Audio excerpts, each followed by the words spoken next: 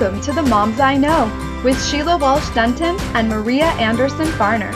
Two moms on a mission to reclaim childhood and take you from surviving to thriving on your parenting journey. Once she stopped rushing through life, she was amazed how much more life she had time for. Unknown. Hi, this is Sheila. And this is Maria. And we want to welcome you to the Moms I Know. Interesting quote. Yeah, and I feel like it's particularly fitting for what we want to talk about today. So here we are coming to the end of season 2. We're in that sort of end of summer, beginning of fall place. And I think we're both affected by that. Definitely. I know for myself, we had a whirlwind summer, just going places, and we had a big international trip and some camping trips. And, my son's already actually back in school. He started yesterday. He's going to senior. But with that comes what I like to term, I think I found this term for myself last year, was the summer hangover. And what for me that refers to is just, this going, and then a pause. And to really what I've learned that I really have to nourish myself during this pause time instead of keeping on going. Because in the past, I've kept on going and I have felt it's too much for my body. At this time, to keep on going at the speed that I was going, the late nights, the early mornings, the constant saying, yes, yes, yes, I can take you here, I can do this, I can meet you there, sort of thing. It's really time to bring a little bit inside and to save that, and to save that space and save that time for me. I'd like to hear your experience in this, and then maybe we can give some ideas of some ways that we can kind of nourish this summer hangover piece so that we don't feel so, Jolted. Yeah, exactly. That summer hangover phrase, it's really interesting because for me, it's like you wake up one morning and all of a sudden you realize, oh my gosh, I've been playing or I've been doing all of these things. And now there's this shift and all these things that I have to do. And I'm still in that foggy state of summer.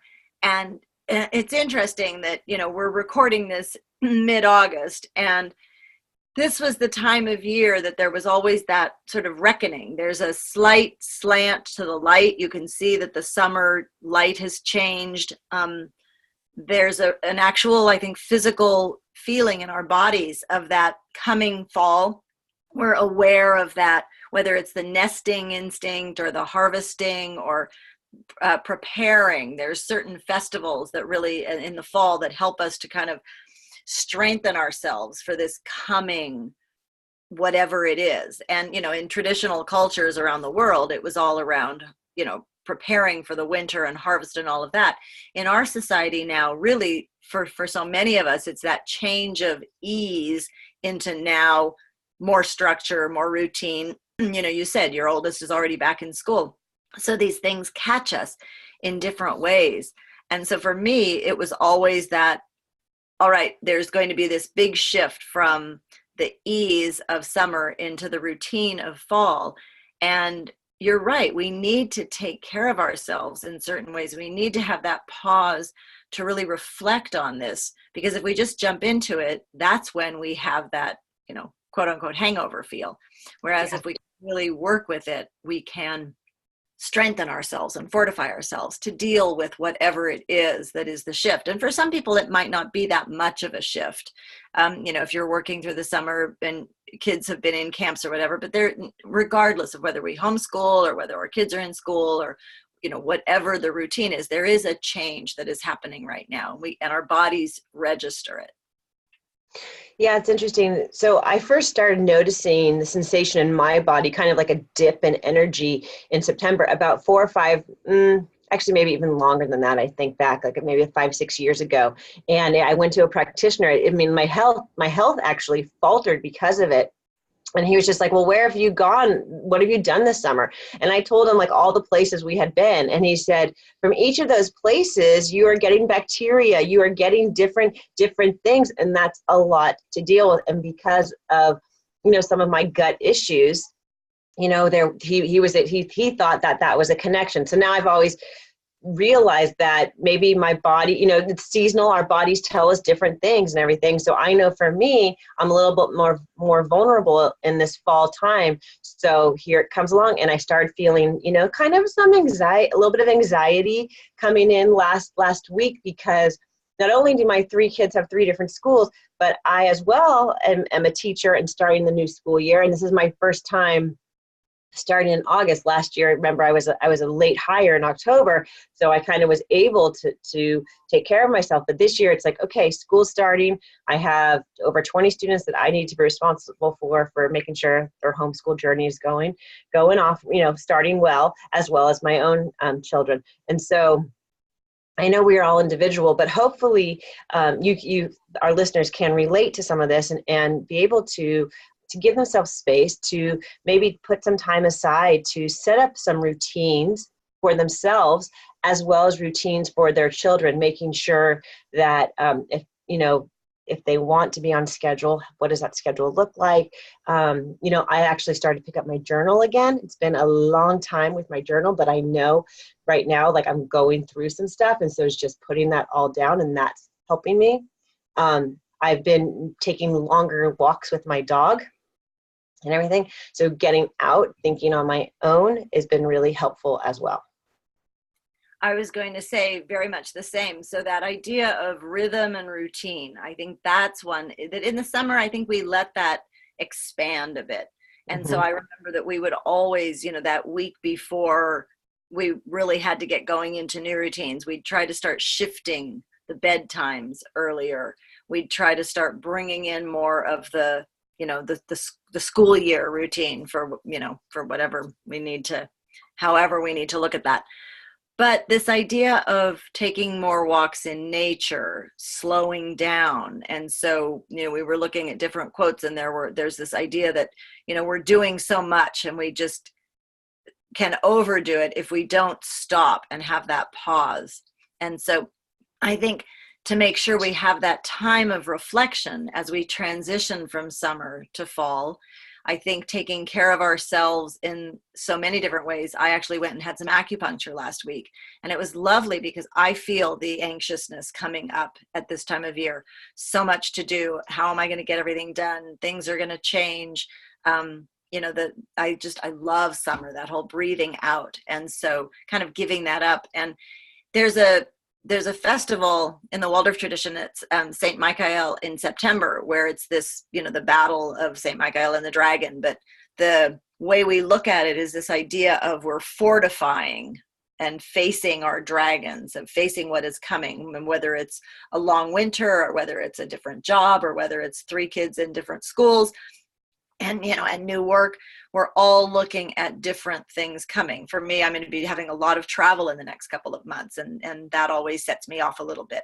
And so just this fortifying. And how do we fortify? We sleep a little bit more.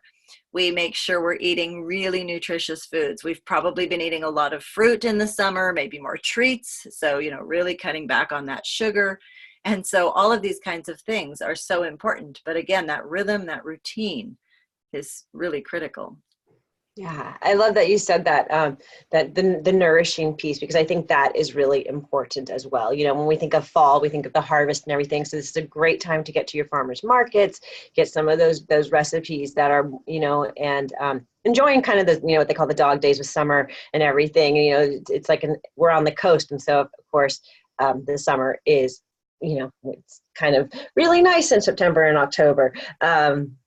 But also, nourishing with the foods. One thing that I did was I actually scheduled an appointment to get a reading of, and I don't know much about it, but I just know that I want to get a little bit of insight in this area. And it's a reading about human design. And I don't know if you're familiar with human design, so it's something that I don't know a lot about, but I'm very curious. It's been piqued my interest a little bit. So I will be excited to talk more about that later. But, just kind of, that's something of my self-care is just like really trying to go deep and going, why is this always manifest itself for me at this time of the year? And how can I use this as a tool to be better? Well, and you talked about journaling too, and I think that's so critical. I think, as women, we really want to address what is going on inside. And I think through writing, we can get that out. And so taking that time for the introspection, taking the time to do the writing, pampering ourselves a little bit more. I mean, as mom, we're doing so much and we're doing it for everyone else. And so this is a time to really take care of ourselves as we are taking care of everyone else as well. And I think that, in the spring, there's so much going on. And I think, the sap is rising. And I think, there's a little more vibrancy in the fall. We're having to, just pamper ourselves and nurture ourselves a little bit more. And it's interesting because I always used to get, some little virus in the fall, but especially being back in school with all of the kids. But I also know that this late summer, a lot of people are getting the summer colds, or they're coming up with different things. And whether it's because they're traveling or because they've been pushing the boundaries, I think that it's just really typical.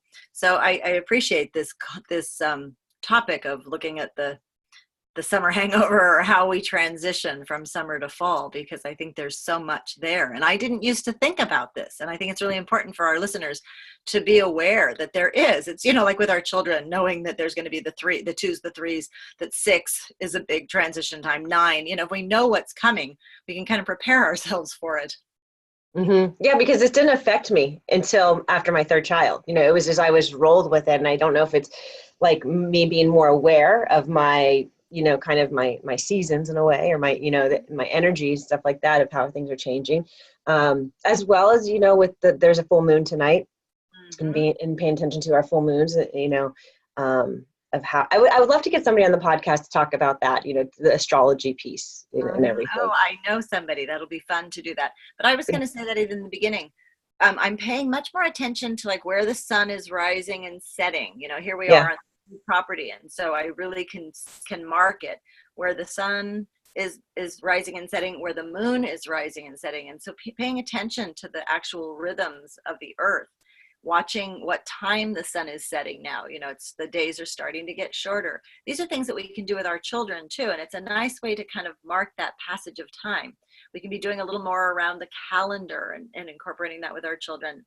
We can be looking at that seasonally with the food. And so you said that, the farmer's market, and there's a Jessica Prentice, she has those mm-hmm. wonderful books around the cookbooks around the different full moon feast. Mm-hmm.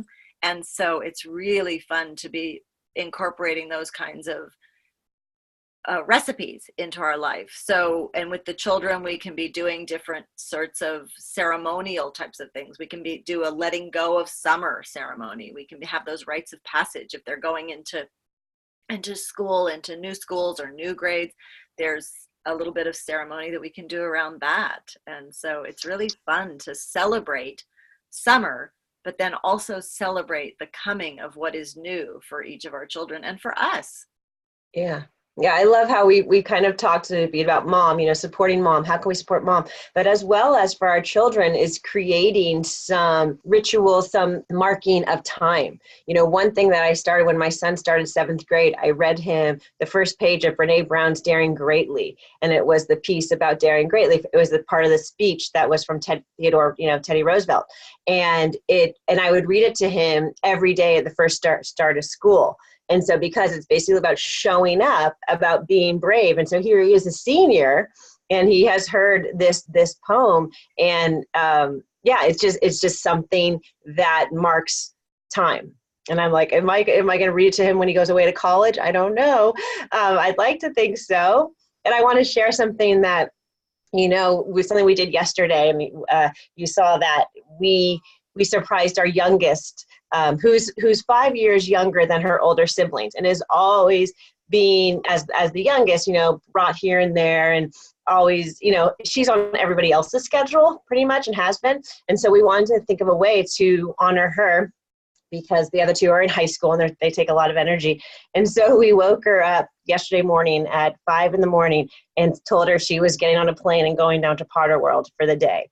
and just completely shocked her. But yet, what a day just to celebrate her, and just the element of surprise and just knowing that she was center of attention.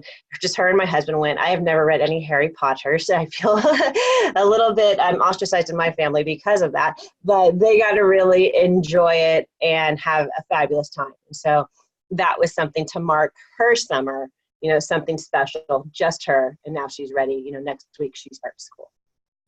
So special. And when I saw the post on Instagram, I was just thrilled for her because I know how much that means to her and how much of a surprise that must have been. And also that just special time with just her dad. And at the age she's at, she is never going to forget that. Yeah. And so, what a special way to mark that. And then also the poetry for your son. I love that because that quote from, that poem from Teddy Roosevelt, that quote is so profound. And so I encourage all of you to look that up if you haven't heard it. And the idea of creating that for our children is so important because I always had a birthday right before, school started. And so for me, September, there's the birthday celebration, and that's always that marking of that time. And so again, whether our children are in school or whether we homeschool, there's ways that we can mark this. And I love that. There's books that we can read. There's stories that we can share with our children. If your children are very young, there's a beautiful book, and I've mentioned it before in podcasts, the Tasha Tudor, A Time to Keep. And it's the activities on a sort of East Coast farm in the probably 1800s through the seasons of the year and every month. So how do we mark time? What is the way that we celebrate August? What is the way that we celebrate September? A lot of times there's county fairs in August or September. There's different activities that happen. There's the apple harvest. And so really I think it helps our bodies physically as we go through these markers of the year. I know it helps me immensely. And so I was out berry picking yesterday. We have new berries for me. There's service berries and there's gooseberries and there's all these different, the choke cherries aren't quite ripe yet. And there's festivals around here for some of these things. And so I'm learning a new geography and then sort of the seasons of the year and what people are doing to celebrate those things. And so I think it's really important that we look at those. And there's a great book, and we've mentioned this one before as well, Festivals, Family, and Food. And lots of ways to mark these events. Yeah, I think, it's taking a little bit of time and making something of what we see around us, that's free. A lot of these things are free. And it's just, I love the rhythms and really incorporating your children into the full moon cycle. Every year for probably the last 10 years, we've gotten a full moon calendar. And it's a calendar that is strictly about the moon cycle. And so we know when the full moon is, we know when it's waxing, when it's waning, and when the new moon. And so those things we can, I say at the new moon, what are we getting rid of and stuff, and the full moon, like what are we trying to grow and stuff like that. And we went through a period there, we're not doing it actively right now, but where my daughter, she likes crystals. So we had, we would go to the crystal store and, so over a couple of years, and we would bathe the crystals every full moon, and it became part of, just feeling that rhythm and everything, because especially children, being that I raised my kids with acupuncture, Shoni Shin, which, are you familiar with Shoni Shin? Shoni Shin is basically, they use like a shell and they rub on the arm, and I'm not an acupuncturist, but basically it helps with, the chi or something like that, with helping children during the full moon. And so Shoni Shen during the full moon is something that, is something that we used to do. We don't do it anymore, but because the full moon, certain things come out, parasites and stuff like that, certain things, children are affected. So if you find your child being affected during a full moon, try to find an acupuncturist and practice Shoni Shen. That's so interesting. I didn't know that practice, but I'm also realizing there's certain things in our family that we've always celebrated. And the full moon, there's a little song that I would always sing to the kids about Mr. Moon. And then on the new crescent moon, we would give each other a kiss. And I don't know where that came from. Yeah, so that is, like you could come up with your own thing with your own family. I mean, we kind of started with the summer hangover, and then it's just like it goes into the seasons and goes into things that work for your family. I think using the natural world, whether your children are in school and homeschooling, it can go for everybody. But the natural world is where we're going to find our pause. It's where we're going to find our solace. It's where, I mean, even when our children were babies and, days old and they were upset, we'd go outside, breathe in that fresh air. So I'm just, during this time, if you do have a summer hangover, if your children have that summer hangover, use the outside as your remedy. And I think you will all benefit from that. That's beautiful. We always find so much in nature, and I think nature is our greatest teacher. It is. To really pay attention to that. So we've been talking about nurturing ourselves, nurturing our children, bringing in these types of rites of passage, and really looking at the rhythm, not just of our day and our week, but of the year. So with that, we just want to say, take care of yourselves, listen to your body, observe your children, and use the outdoors. It's interesting that we're recording this too as we're coming towards the end of our second season of our podcast. And so we just want to thank all of our listeners. And it's been an exciting journey for us. And so we are going to take that little pause in the next couple of months, and then we'll be coming back with more episodes. And so it's just interesting to look at how we mark all of these types of things in our lives. And so I've really enjoyed talking about this today, and just wish everyone a wonderful transition at this time of year. Yeah, and a happy fall. And that's right. It does almost mark the end of our season 2, which is really exciting, Maria. I can't believe we've done almost 60 episodes, and we are really excited because we are going to be back for season 3, and we have a lot of exciting things to talk about, a lot more interviews and everything, but we are going to take a pause and enjoy our families at this time and take care of ourselves. And during that time, we will re-release a few more of our most popular podcast episodes, and so that you can listen to some of our favorites in the fall months. And we'll look forward to hearing from all of you in terms of some of your favorite ideas for this time of year, and please give us feedback, things that you want to hear about. So we're really looking forward to continuing to deepen this conversation around parenting. Yeah, send us your questions. Who do you want to hear from? What do you want to know? Maria and I, not to toot our own horns, but I will, is that we have a lot of information. We're a wealth of knowledge, both being educators, both being mamas, and Maria being a grandmother. And, so we are here for you. We want to help you. So until next time, take care. And we'll see you next time. Bye. Bye.